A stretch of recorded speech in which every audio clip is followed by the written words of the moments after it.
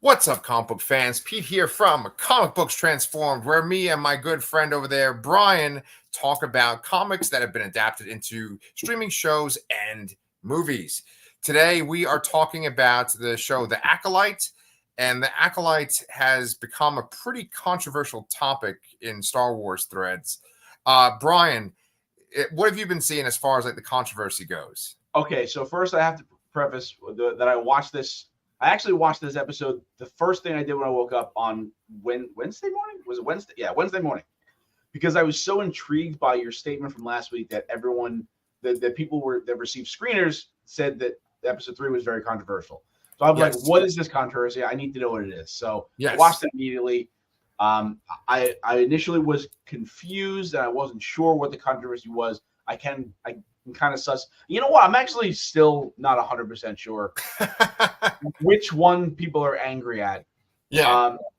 And it's either something to do with the lore, which I don't want to spoil the whole thing yet, but it's either something to do with the lore or just lesbians in space sort of thing. I seem to have found people that are angry at both things. Yes. But so which do you think is the bigger or the more prevalent one? I mean, obviously, I think, the former is I guess a little more plausible in a sense, Yeah. So for me, like, okay, I listen to YouTube videos when I drive a lot. And so you had told me, you're like, oh, I kind of think I might know what people are talking about, what the controversy is. Then Mike Bongiorno messaged me and said something like, I don't know why people are getting upset. And so I was very curious. And the algorithm, for whatever reason, it still gives me videos from The Critical Drinker and Star Wars Theory. Two guys where I'm like, oh, they're like the opposite end. They're real negative and kind of horrible about all this stuff.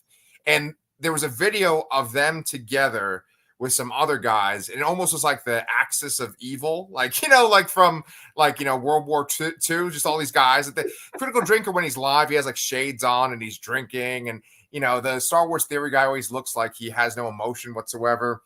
And they literally went through the description of this episode, and they described it, and it sounded like really bad. And then essentially what they described is what happened, but not as like cynical and as upsetting as they made it. Like, I just think that the episode was just dull and boring. I didn't think it was like upsetting. But I just got one thing. I know I'm talking a lot, but one thing is they did play the audio clip that has been going around from Leslie Headland. And I was wondering, did you listen to that at all? I did, but I'm also a little unclear about exactly what you're talking about. So if you want to sum it up real quick. Sure. So there's this clip, and someone essentially took parts from a podcast that she was on and put them together to make it like its own statement, to where it's like two separate things. And basically she's just saying that she's what she's actually talking about is the auteur theory, which is like that the director, like the person that has the vision for the movie, is like the sole responsibility of the movie, or I guess the show, and like it's their vision.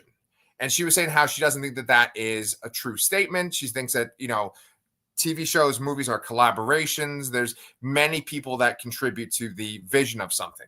Now, one other thing is, this interview was in 2019. We're talking 5 years ago. So it's not like right about this show. I think that maybe she wasn't even hired to do this show at that point.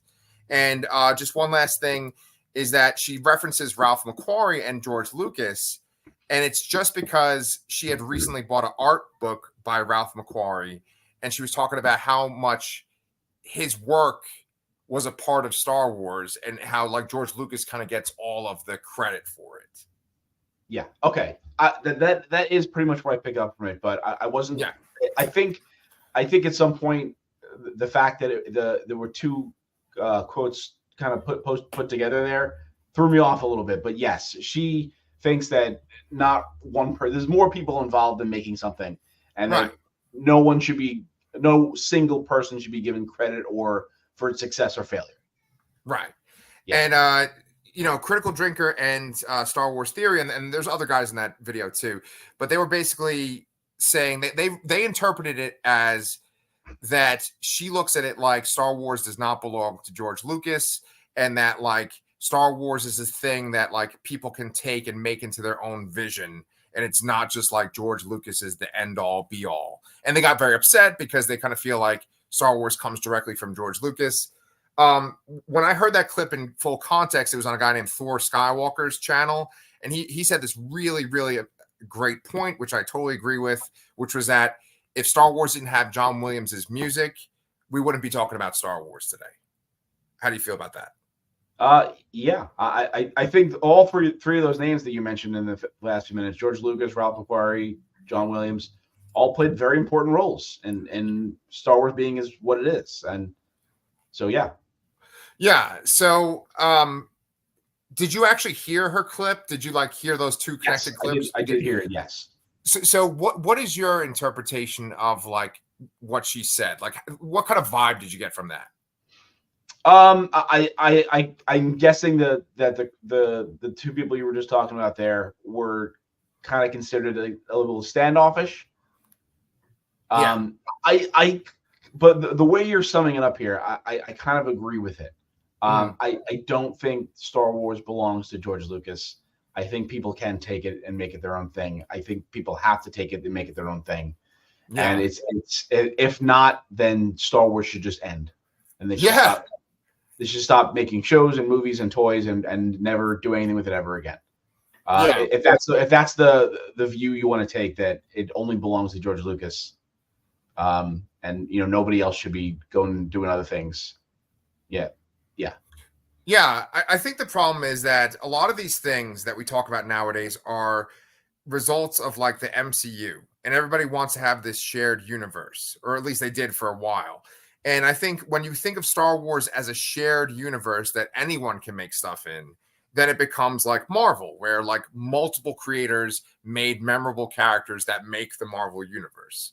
But Star Wars, essentially the seed, everything is George Lucas. Like Marvel isn't just Stan Lee and Jack Kirby, and then everything comes from them. A great deal of it is Stan Lee and Jack Kirby, but there's many more creators that have like added to that universe and stuff. I think with Star Wars, it's a lot of people kind of taking the ideas of George Lucas and adding to it, but they haven't necessarily added a lot of new characters or new concepts. What do you think of that?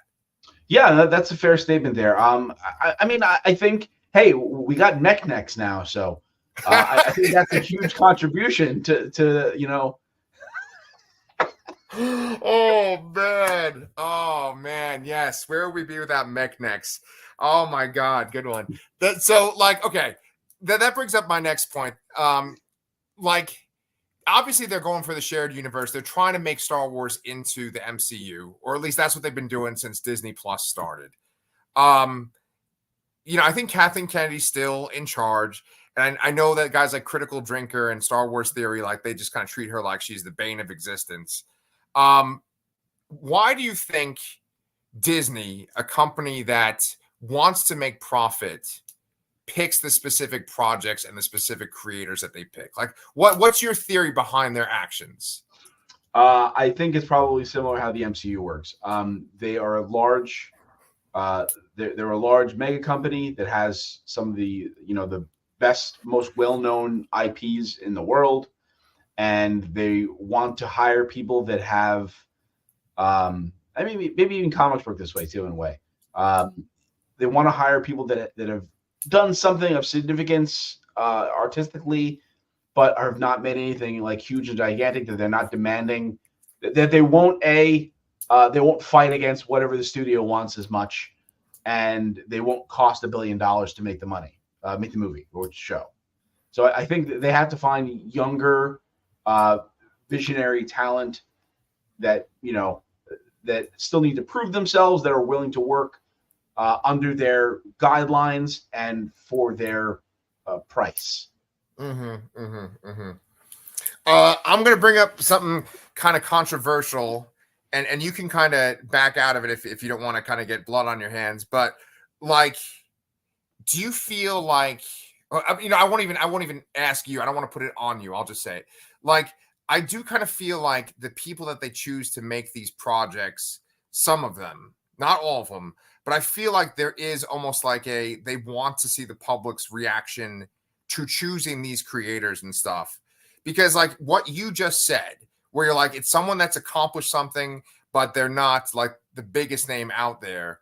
I feel like you could get someone who isn't going to like take Star Wars and make it this like all feminine thing like this last episode, or it's not going to be this controversial thing where they have controversial things to say about Star Wars. It's going to be someone that has like their own vision, their own style, but maybe it feels more like the Star Wars that we grew up on.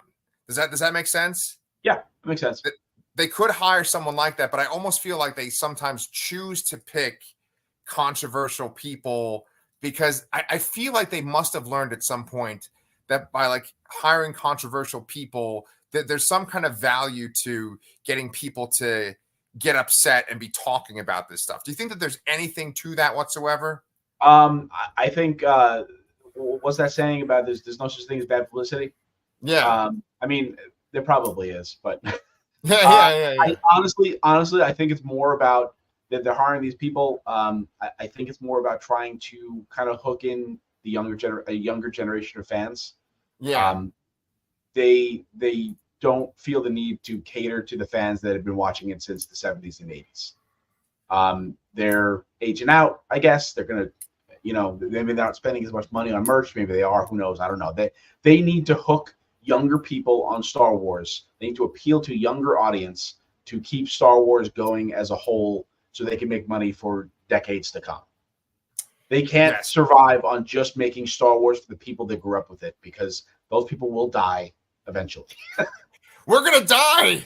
Oh my God! And we're not gonna come back as Force Ghosts either. We're just it doesn't exist. No, dude, you're 100% right. But like with comics, for example, though, right?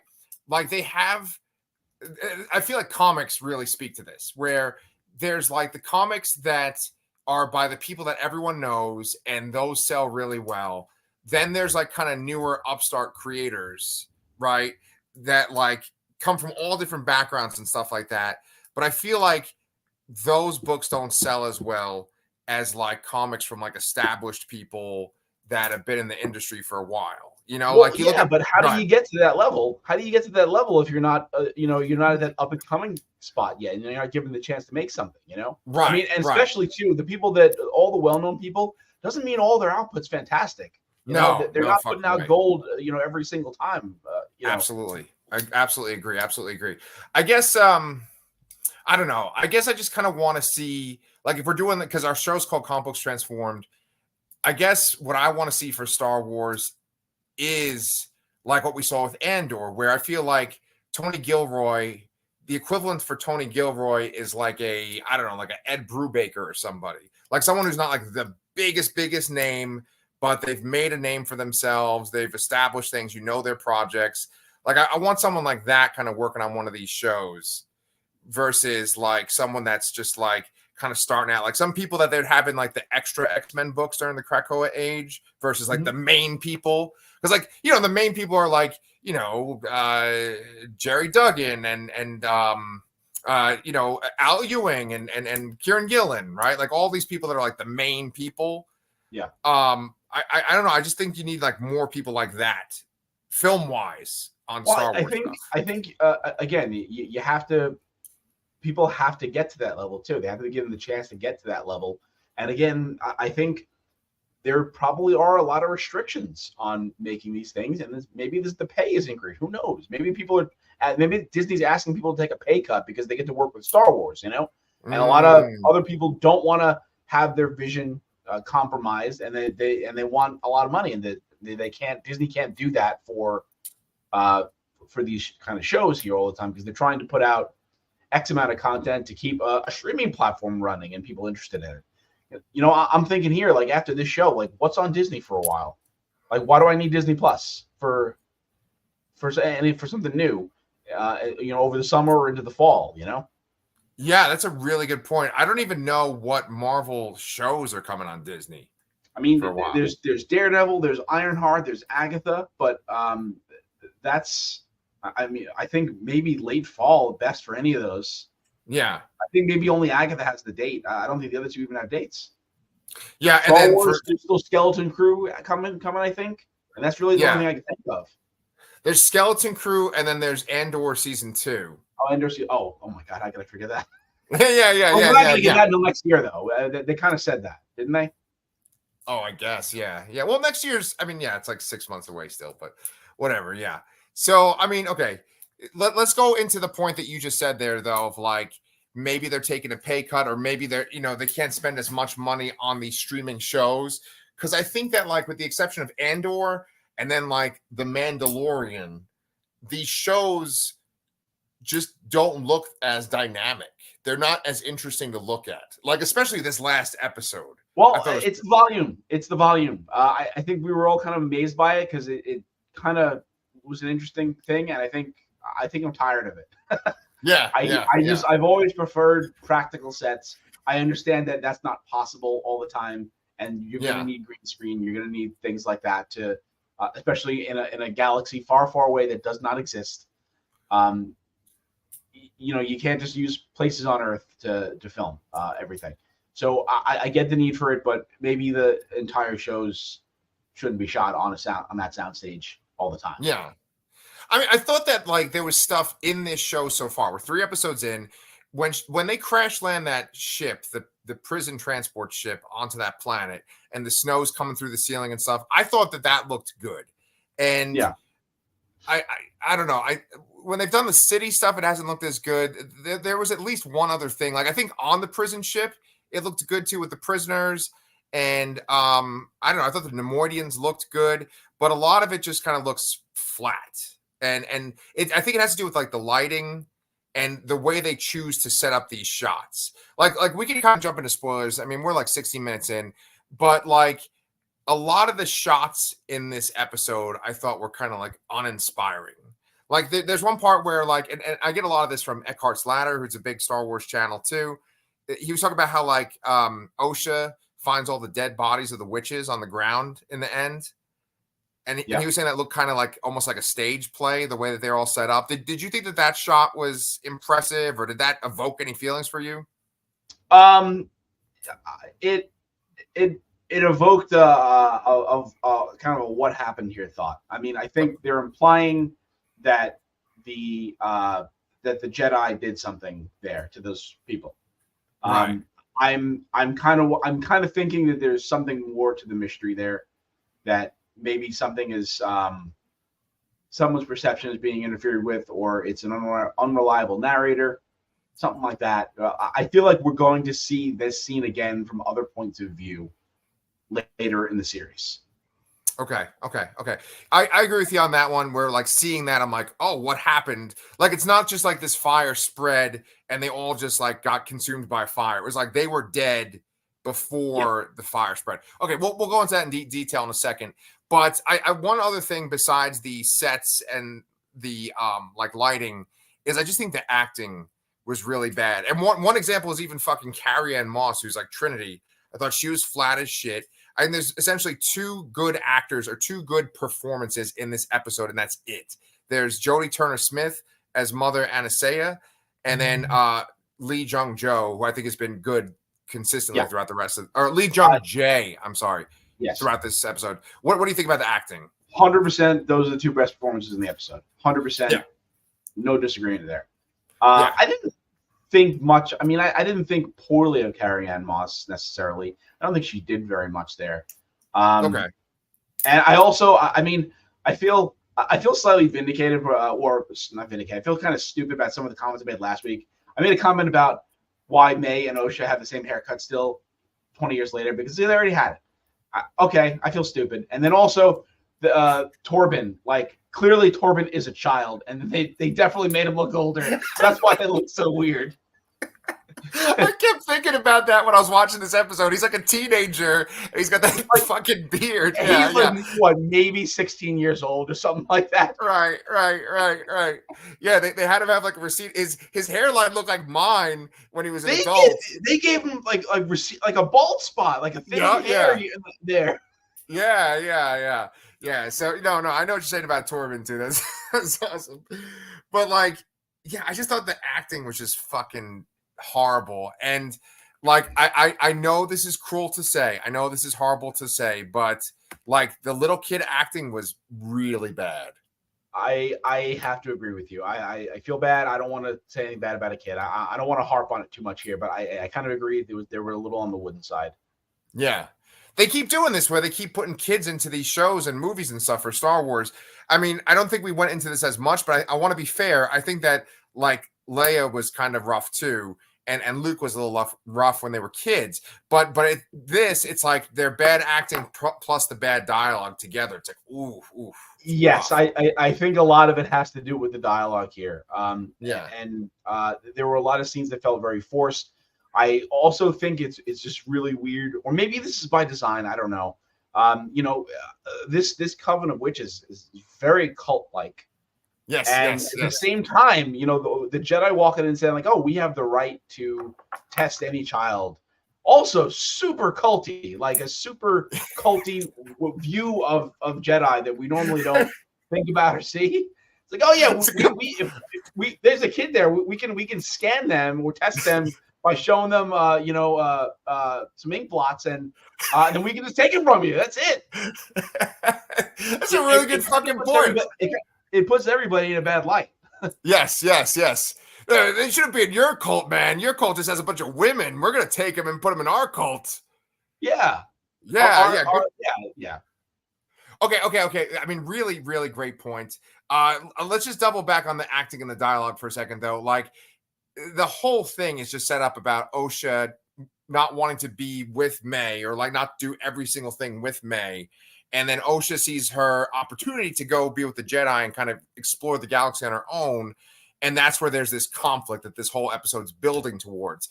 But the dialogue is like, everything just kind of feels like it's just setting it up for that last scene where there's the fire. I just want to point out that setup you gave there actually sounds interesting. Like on paper, that sounds like an interesting setup, but the execution of it just wasn't there. No.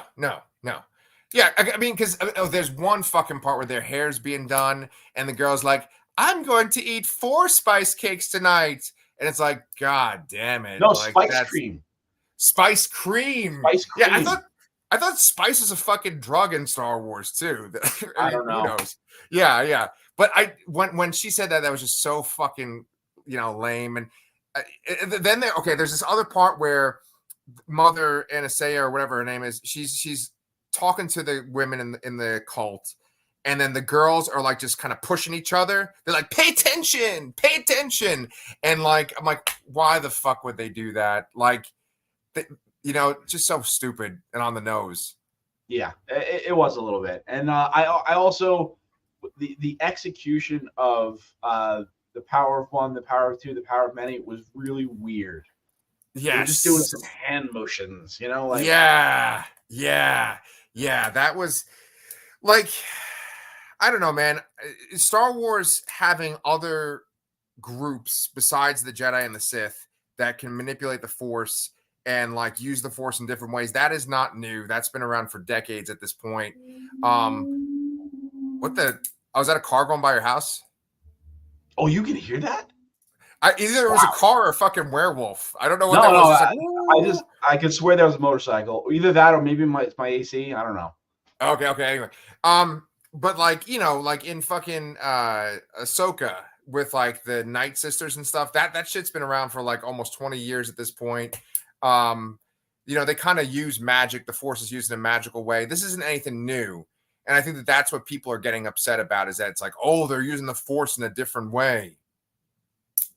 Well, I think let's go into the whole thing now. I think the implication here is that Mother Anastasia used the Force to conceive the twins.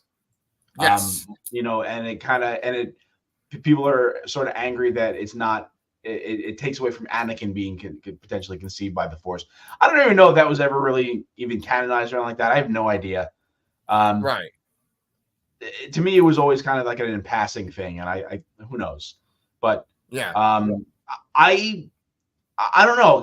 I'm kind of thinking now, like just going down the rabbit hole a little bit, that maybe this is where maybe this is trying to set up that Anakin was conceived by the Force. and that that's how the how we get the whole the tale of Darth Plagueis the Wise, whatever that Yes. Palpatine says here, and that this is how he learns how to do that. Yes. He could use the midichlorians to create life. I think that's what Palpatine says, right? Yeah. And so like I know that they wanted to use like Osha and May as like a yin and yang, and like with Anakin, you could say that there's like the light side of Anakin and the dark side. Obviously, it's Darth Vader. Maybe they're kind of like the proto Anakin, and essentially like the two of them together are like if it's the two of them literally together, they could maybe be as strong as Anakin, but separately they're not. They're half as strong as Anakin. You know what I'm saying? Yeah, So and that's funny. Go ahead. It's funny that we're talking about it this way because we were talking about how in the first, well, at least I was saying previously, how it was almost refreshing to be something that was a little bit further away from the Skywalker saga, and here we are talking about the conception of Anakin, and it's how it ties into the Skywalker stuff. So, right. Yeah, I think, and again, on paper, I don't think this is a bad sounding idea. I think it's kind of interesting, but yes. This episode, the execution of this episode was a little odd. I think it's also the fact that we've got this flashback as episode 3. We are 100% going to see these events from other eyes at some point in this season. Yes, and I agree that this episode has kind of a bit flawed, but I'm still not willing to write off the show here. Yeah. Because honestly, I'm sort of interested here because again, they have this cult that seems very culty, and then they have these Jedi that seem very culty, and I'm kind of want to see how it's going to roll out. Wouldn't it be fucking incredible if when they go to kill the Wookiee, like when May goes to kill the Wookiee in the next episode, like Osha's able to rescue him, and then he gives his like flashback perspective on what happened. And the voiceover is all just in Shrirook or whatever the Wookiee language. Yeah. So it's just like, oh, right? And that'll be the subtitles too the whole time. And you just have to it'd be fucking incredible. It'd be fucking Han Solo Please, would know what he's saying. Do it. Yes. All right. Well, let's before we wrap it up, I just want to kind of knock in 2 more things. Let's see. Okay. The test to become a Jedi, right? Essentially, they give the same exact test they give to Anakin in Phantom Menace. It's basically like you said, an ink block test, but they're using a screen. Yeah, it's like, oh, okay, it's you know what the test is like? It's like Bill Murray in Ghostbusters when he's like holding up the cards. Yeah, you know. Do you think that is like a valid enough fucking test to tell if someone's a Jedi? I think I think it's an early enough test. I mean, they could have done other things too. I'm sure that there was something else other than just showing them some cards and have them guess. I think they just only showed that particular scene to prove that the cult, the mothers wanted them to lie and fail on purpose. Yeah. So I think we only probably got a small glimpse of whatever this test, and that's only a small part of it. Yeah, you're probably right, but May's test is so quick because like essentially Osha just walks over, talks to the Wookiee for like 2 seconds, and then May's walking out, you know? Yeah, I mean, you could infer some time. We don't know how. I mean, maybe she was sitting there playing or something for a while. I don't know. It's just playing. Maybe she didn't walk over to I forget the Wookiee's name right away. I think there could be some longer passages of time there than proceeds on the show. I mean, what are they going to show? You know? Yeah. Good point. I did like that interaction that she had with him, though. It was like a very kind of sweet, kind of endearing little interaction where he's like working on something and he's nice to her. Like Star Wars has that where there's like creatures like that, whether it is literally Chewbacca or like an Ewok or something, you know? Yeah. Okay. All right. So let's just knock this shit out. So basically there's that fucking scene where Osha and May confront each other, and Osha's like, I want to leave, I want to be a Jedi, and May's not like, I'm not gonna let you leave. And she says, "How are you not going to let me leave?" And she's like, "I will kill you." Like, what did you think of that? Poor dialogue and delivery. Yes. Yeah. That's kind of it there. I think that's like, they probably outlined and storyboarded what was going to generally happen, and then they had to write the dialogue in between to get to point A to B. And I don't know, maybe they're strapped for time, or they thought they were. They didn't know actually how to connect the 2 points together in a better way. But yeah, that's what I'll sum that up as. Yeah. I mean, it's clear that like the sisters were killed by some other means, and that there was sabotage done because that like reactor blows up. I was under the impression that they were going to make it like May starting that fire was going to burn the whole place down, but I think it's very obvious that it wasn't. Yeah. I 100% don't think that fire killed all those people, because the way they roll in, I wouldn't be even surprised if they killed themselves. And some weird cult thing. That'd be fucking interesting if that happened. Yeah, I mean, they clearly seem like a cult, Yes. Yeah. A lot of cults end up like that. That would be cool. That would be really cool. Yeah, that would be really cool if everyone just fucking died. Yeah, but this is the problem. Like the fantasy booking stuff becomes more exciting because it's like, what if they all killed themselves and then that like gives someone some power somewhere? But the power of one, the power of many. They kill themselves. Essentially, their power goes into one person. That'd be interesting. Yeah, but I think that we're still missing some pieces here. So nothing has been connected to the Jedi who needs to ignite his lightsaber on rocks. The Sith. The Sith, yeah. So we, I guess we could speculate that maybe that's Darth Plagueis. I don't know. Maybe it's one of these cult members. I'm kind of leaning towards that, honestly. Yeah, there's probably. Okay. There's a theory that I've heard that's intriguing, and I'm like kind of like, oh, okay, that's who it is going to be. Do you want me to tell you, or is that annoying? Go for it. No, go for it. You know the fucking guy that was like giving May the poison and was kind of like her confidant last episode. I can't remember what his fucking name is. Let me look him up right here. Well, the actor's Manny Jacinto. I know that, but some with a Q, like queer or something like that. Yeah. So like, go ahead. That's all I had. No, okay, great. I should actually look at your face while you're saying. I'm trying to look up his name, but yeah, it's probably like Kamir or something. People are saying that they think that he is the guy lighting up the lightsaber on the rocks, and that he's not even the main Sith. That he's just like the apprentice of the actual Sith Lord, and that's why the show's called The Acolyte, because she's not an apprentice. She's like the person that is training with the apprentice that will one day become the apprentice. Do you get me? Yeah, but isn't at this point in time, isn't like the rule of two kind of out there? The rule of two happens all the way up to Darth Vader and Palpatine, right? Yeah. But like Dooku has Ventress, Asajj Ventress. That's kind of like his acolyte.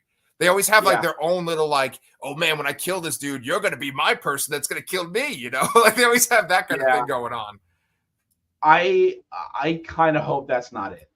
I really hope that's not it. Okay. That guy was a little too goofy to be a Yeah. Wouldn't it be fucking funny if it was Jar Jar Binks? Oh my god. Well, I mean, you ever see that there was like some like little fan comic or something like that, how it in detail explains how Jar Jar just fucked everything up. Yes. Yeah. I know that theory, man. I've seen videos on it and everything. Yeah. So who's your speculation? That I don't think it's gonna. I think I want it to be Darth Plagueis. I think I want him to learn how to create life using the Force via this. But I don't think it's going to be that. I don't think it's going to be that bold. I think it's going to be one of the mothers that like didn't die or something like that. Oh, that's what I think it's going to be. You're probably right. And I didn't like the other mother. I think her name was like Corn or something. Coral. Coral, there you go. Yeah. So I was just kind of like, she's annoying, but Okay, I guess we'll see. I keep looking at our tickers at the bottom, and the very next ticker I have to click on is Homelander's pubic hair. So, Ooh, so time to go to the next show. it's time to go to the boys. Unless, did you have anything else you want to talk about with the Acolyte? Nope, that's it. Cool. I actually really enjoyed this conversation. I'm looking forward to our boys conversation. You guys want to talk about boys season 4? Then check out mine and Brian's next video tomorrow. But if you enjoyed this as well, then you can always subscribe and get some more Comic Books Transformed next week. We'll be back next time for some more Acolyte. Oh, God. I can't even fucking say it. Say it for me, Brian. The Acolyte. There you go. All right. Scott